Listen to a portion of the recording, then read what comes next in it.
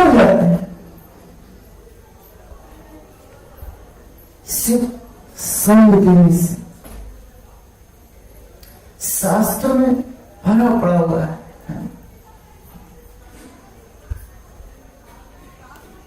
ये जो लंगिनी थी अभी क्या थी? शत्रु थी, है ना? अब हनुमान जी का जब संगत मिला तो क्या बन गई? मित्र बन गई। क्योंकि पहचान लिया कि एक किसके दूत है? राम के दूत। एक किससे बताया था? ब्रह्मा जी ने। जब पहचान गई कि भगवान राम के दूत है तो भक्ति बन गई और प्रवचन मित्र बन गए। किसके? हनुमान जी की। अब बोलते प्रविश नगर कीजिए सबका, हृदय राग कौशल उसकी अगर ठिकाना नहीं। इसलिए सब भक्तों का कर्तव्य है, आप सभी अपना भक्ति करिए, भगवान के नाम का जप करिए, कीर्तन कीजिए, कथा सुनिए, कथा सुनाइए, अपना संग दीजिए और दूसरों को क्या बनाइए? भक्त बनाइए। ये भगवान का दिया हुआ जो ज्ञान है खुद स्वीकार कीजिए और दूसरों को ये ज्ञान बांटिए। ये शिक्षा चैतन्य महाप्रभु, नित्यानंद प्रभु, हरिदास ठाकुर को जब जगाई मधाई में, नित्यानंद प्रभु, हरिदास ठाकुर और भक्तों के टोले के साथ जब जा रहे थे तो नित्यानंद प्रभु को इन रास्तों में क्या किया? इन दुष्टों ने पत्थर मारा। नित्यानंद के सर से खून गिरने लगा। ये सब क्या थे? शत्रु थे।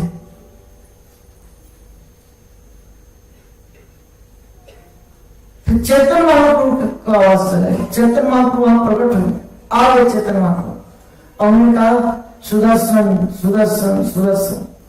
2 बार सुदर्शन, तीसरे बार बोलने नहीं जाने तक कहा कि नहीं प्रभु, आप तो इस कलयुग में इन पतितों का उद्धार करने के लिए किस हरिनाम ही काफी है, संस्कृत तो जरूरत ही नहीं है। तब वो दोनों क्या हो गए? पिघल गए। अभी क्या बन गए? भक्त बन गए। शत्रु मित्र बन जाता है। एक शत्रु भी मित्र बन जाता है। किसके प्रभाव से?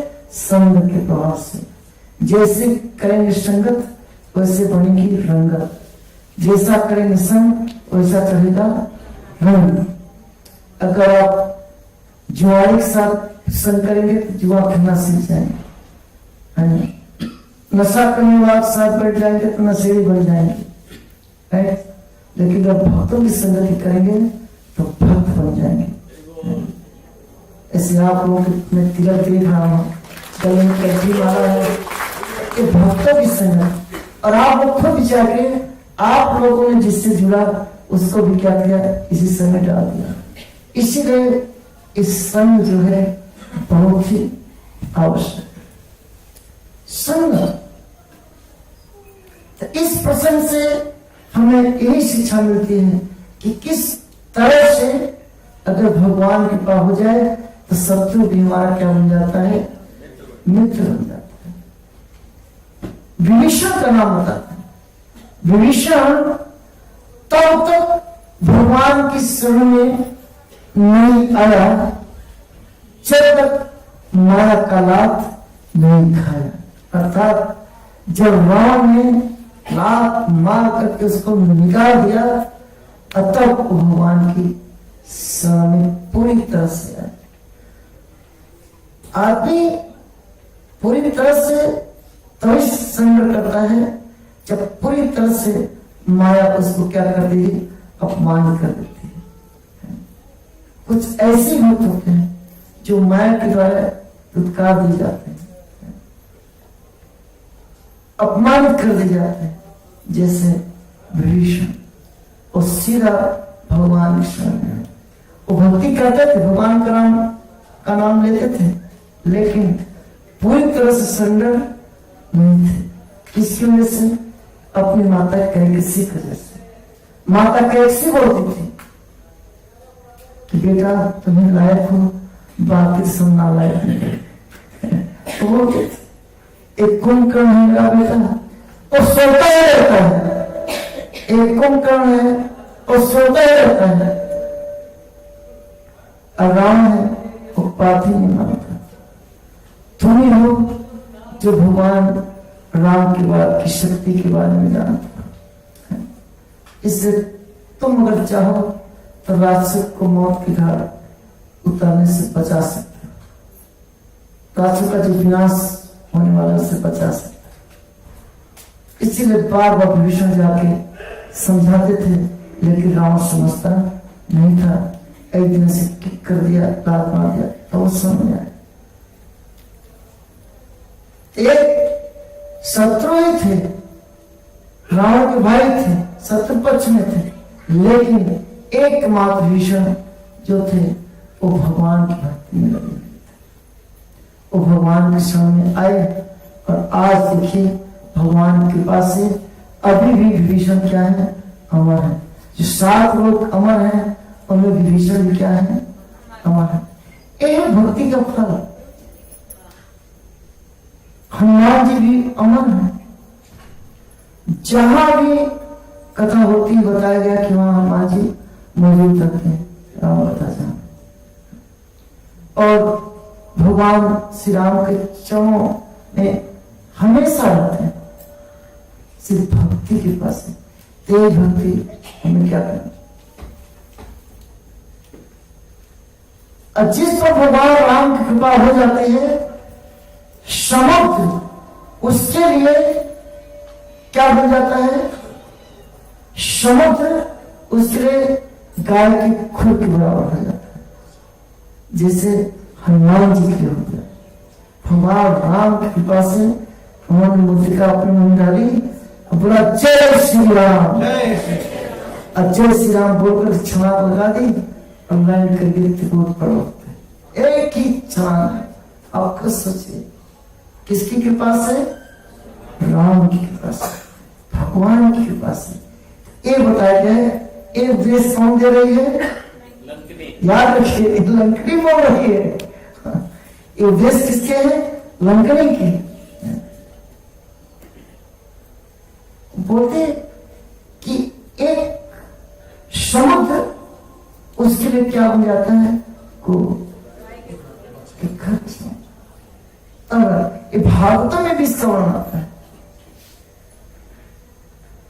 और हमें कहा उतरना है, भव सागर। सागर 2 प्रकार के होते हैं, एक है सागर और दूसरा होता है संसार सागर। अब हमें संसार सागर से निकलना है, पार करना है, तो उसके लिए क्या करना है, हरे कृष्णा कृष्णा कृष्णा हरे हरे, हरे राम राम राम हरे। हमें भगवान राम की कृपा प्राप्त करनी है, क्योंकि राम की कृपा से ही हम इस संसार सागर को पार कर सकते हैं। और कोई साधन नहीं है, ये देख लीजिए, और कोई साधन नहीं। यदि आप चाहते हैं कि हम संसार रूपी सागर को तरें, तो आपको बोलना पड़ेगा हरे कृष्णा कृष्णा कृष्णा हरे हरे, हरे राम राम राम हरे हरे। हनुमान जी ने यही राम का नाम लेकर के उस संसार सागर, ये जो समुद्र है, उसको पार किया। और ऐसे के जिन पर भगवान कृपा हो जाती है, अग्नि उसके लिए क्या हो जाती है, शीतल हो जाती है। अग्नि शीतल हो जाती है।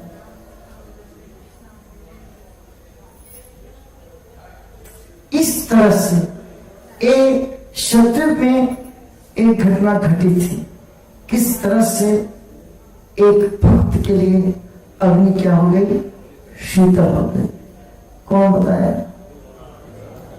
प्रहलाद महाराज। देखिए आप लोग भक्त हो, कथा प्रेमी हो, सब जानते हो। प्रहलाद महाराज का जो हिरण्यकश्यप जो है बेचैन हो गया था, क्योंकि वो मारने का पूरी ताकत लगाती, इतनी टेक्निक अपनाई लेकिन प्रहलाद बच जा रहे थे। तो उसकी जो बहन थी उसका क्या नाम था? होलिका।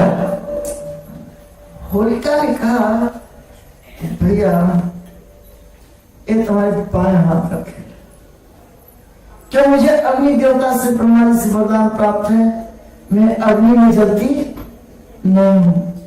उसके पास एक वस्त्र था, वो वस्त्र जो अपने तन पे ओढ़ लेती थी और अग्नि में बैठ जाए तो अग्नि उसको जलाती नहीं। तो उसने कहा कि मैं प्रहलाद को ले करके और अग्नि में बैठ जाऊंगी, प्रहलाद चल जाएगा और मैं बच जाऊंगी। क्या दिमाग था उसका, कितनी बड़ी योजना थी। लेकिन बताया गया है राखे कृष्ण मारे के मारे कृष्ण। यदि भगवान राम या कृष्ण किसी को मारना चाहते हैं तो कोई बचा नहीं सकता, लेकिन यदि भगवान राम बचाना चाहते हैं तो कोई किसी को मार नहीं सकता। महाराज के साथ ऐसे बहुत भयानक बड़े बड़े लकड़ लगाई गई, लकड़ी की चिता बनाई गई खूब भयानक, और उसके बाद आग लगाई गई। और फिर होलिका जो है प्रहलाद महाराज को अपनी गोदी में लेकर के बैठ गई। बताया कि जो अग्नि थी इतनी प्रचंड अग्नि लग गई, क्योंकि अग्नि देवता किसके भक्त हैं? भगवान के। ये जितने भी देवता हैं ये किसके भक्त हैं? भगवान के। और सब जानते हैं अग्नि देवता इसलिए प्रचंड वेग से प्रचंड थे कि ये दुष्टि जो है हमारे प्रभु की भक्त को मारने का प्रयास कर रही है। अब वो एकदम होता है कसम सब पूरा राज दरबार जितने लोग थे पूरी प्रजा सब चारों तरफ से घेर के दे रही थी प्रहलाद देखो कैसे बच। लेकिन भगवान ऐसा बचाया, जब आग शांत हो गई तो उसे प्रहलाद महाराज बोलते हुए हरे कृष्ण कृष्ण कृष्ण हरे हरे हरे राम राम राम हरे। सोचिए कसम से रहा नहीं गया, ये क्या हो गया, अपना माथा ठोकने लगा। तो लंकिनी बोल रही है हनुमान से कि जिस पर भगवान राम की कृपा हो जाती है हनुमान जी को पाठ पढ़ा रही है। कैसा भगवान किया है, संगत कैसे होती है। उसके लिए जो अग्नि है शीतल हो जाती है। तो इस तरह से और बोलते हैं बड़े बड़े पहाड़ है उसके लिए कैसे हो जाते हैं, जैसे धूल के कण।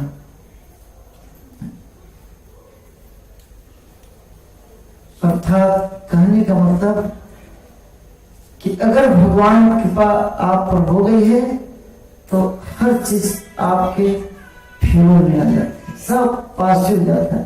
अर्थात जहर क्या बन जाता है, अमृत बन जाता है।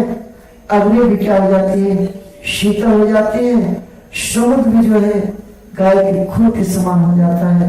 अश्वमेध पर्वत क्या है, एक धूल के कण के बना हो जाता है। जरूरत है किसकी, भगवान राम की कृपा प्राप्त करने के लिए। तो राम की कृपा कैसे प्राप्त होगी, जब हम भगवान का नाम लेंगे। जय रघुनंदन जय सिया राम, जय सिया राम, जय रघुनंदन जय सिया राम, जय रघुनंदन जय सिया राम, जय रघुनंदन जय सिया राम।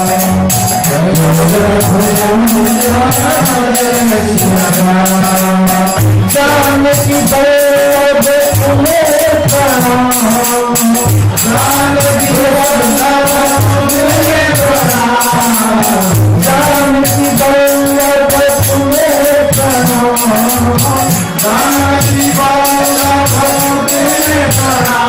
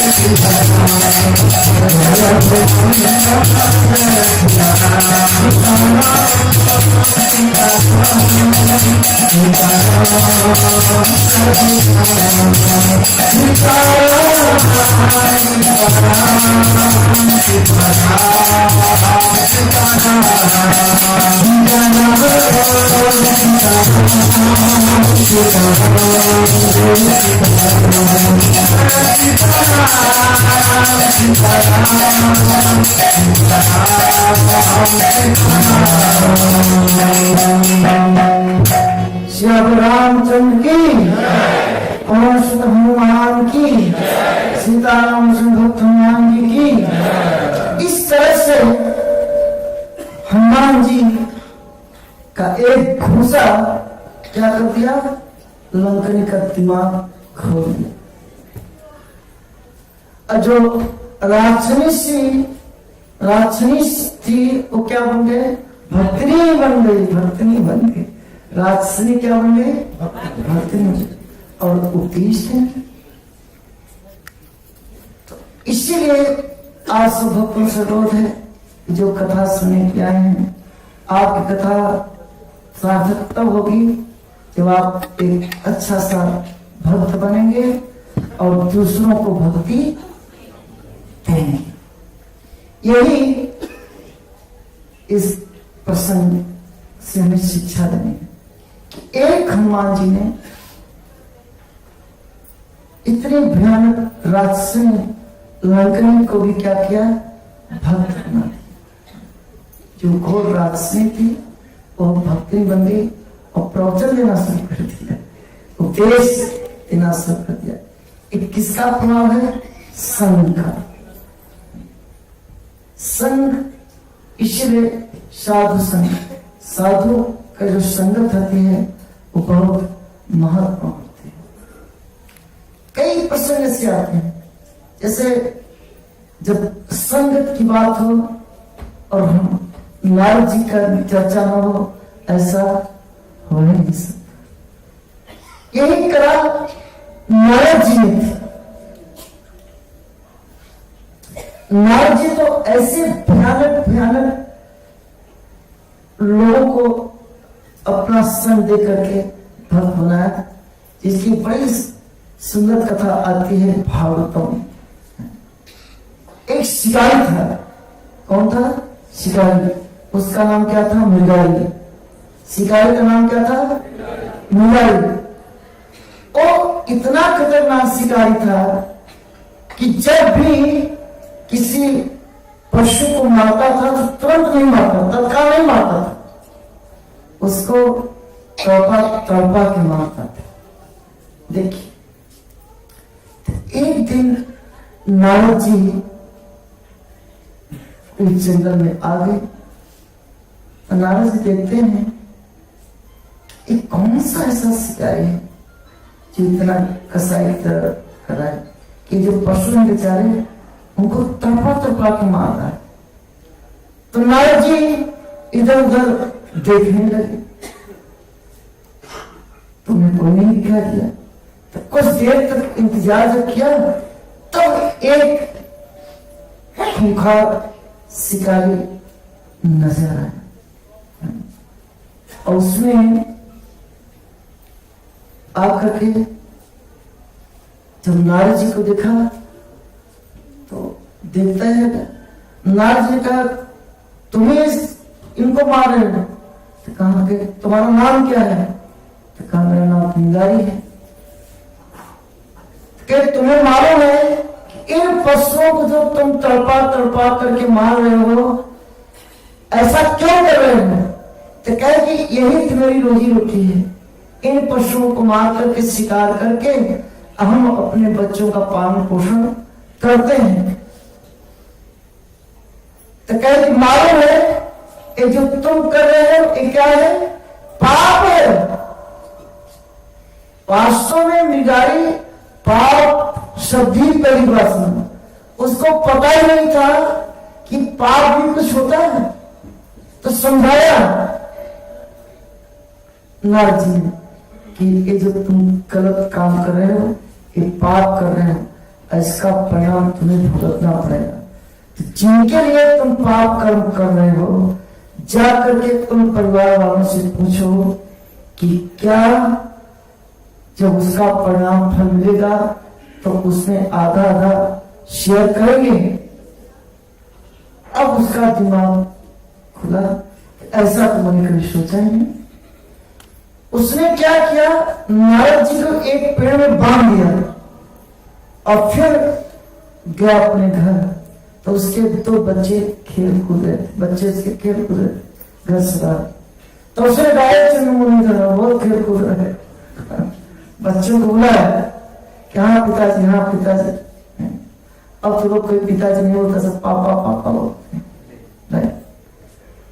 तो कहा पिताजी, कहीं बच्चों बहुत कपड़ा वपड़ा पहन कर तुम नाच कूद रहे हो, खेल कूद रहे हो, जानते हो ये मैं पाप की कमाई से तुम लोगों का पेट भर रहा हूं, पाला रहा हूं। तो मैंने सुना है इस साधु बाबा ने बताया है कि ये पाप है और पाप का फल मिलता है। तो तुम लोग शेयर कर सकते हो। तो बच्चों ने सीधा जवाब दे दिया।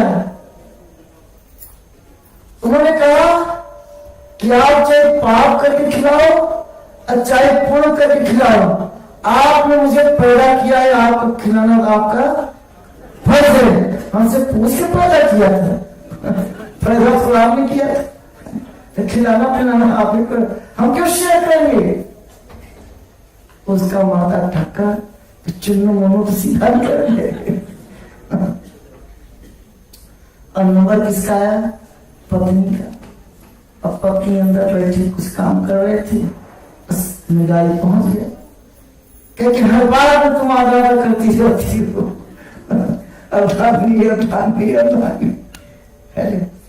अब बताओ कि जो तुम्हें कपड़ा दे रहा हूं, खिला रहा हूं, पिला रहा हूं, भरण पोषण कर रहा हूं, ये मैं पाप कमाई है, मैं पाप कर रहा हूं। तो एक साधु महात्मा बोल रहे थे कि पाप करने का जो फल मिलेगा तुम्हें भी आधा लेना चाहिए। तुम मेरी अधानी हो, हर चीज में तुम आधा आधा करती रहती हो, प्रॉपर्टी हो रही हो, सब मेरा। तो पाप का फल मिलेगा, इसमें भी आधा तुम लोगी। उसने साफ मना कर दिया। उसने कह दिया कि मैं क्यों करूं, मेरे पिता ने मेरा हाथ आपके हाथ में पकड़ा दिया। अब चाहे पाप करके आप मेरा पेट भरिए, खिलाइए पिलाइए, चाहे पूर्ण करके आप मेरे पति हो, आपका कर्तव्य होता है खिलाना पिलाना। अर्थात वो भी मना कर दिया। फिर क्या हुआ? अब उसका दिमाग पूरी तरह से खो गया लंकिनी की तरह। अब वो दौड़ करके आया, नारद जी को प्रणाम किया, दंडवत दंगे की तरह गिर गया कि आपने तो मेरी आंख खोल दी, ज्ञान चक्षु खोल दिया, जिसके लिए मैं